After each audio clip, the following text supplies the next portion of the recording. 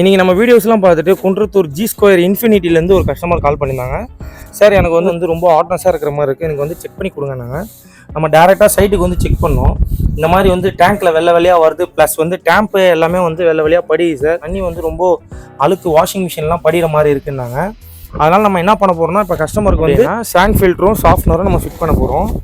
கஸ்டமருக்கு வந்து நம்ம என்ன சொல்லியிருக்கோம் அப்படின்னா, தண்ணி ஹார்ட்னஸ் வந்து 750 இருக்குது.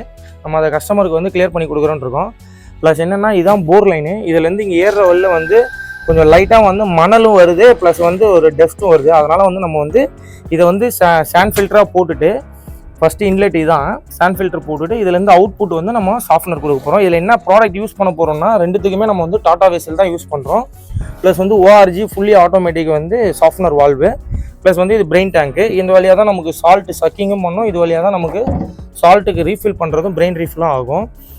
வால்வு வந்து மேனுவலுக்கு என்ன வால்வு போட்டிருக்கோம்னா, யூகேஎல் பிராண்டு யூஸ் பண்ணியிருக்கோம்.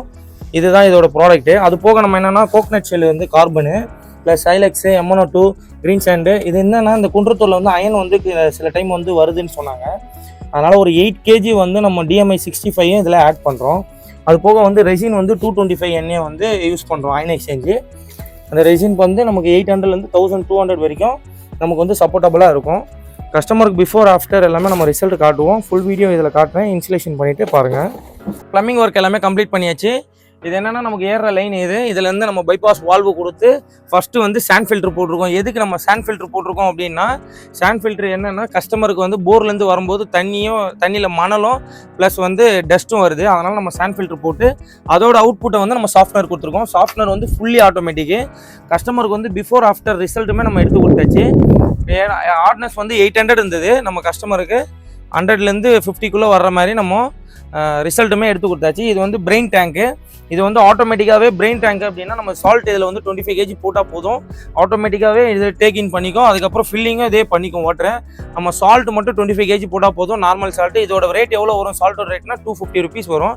இந்த சைட்டு எங்கே அப்படின்னா, நம்ம குன்றத்தூர் பக்கத்தில் ஜி ஸ்கொயரில் இன்ஃபினிட்டியில் தான் நம்ம பண்ணியிருக்கோம்.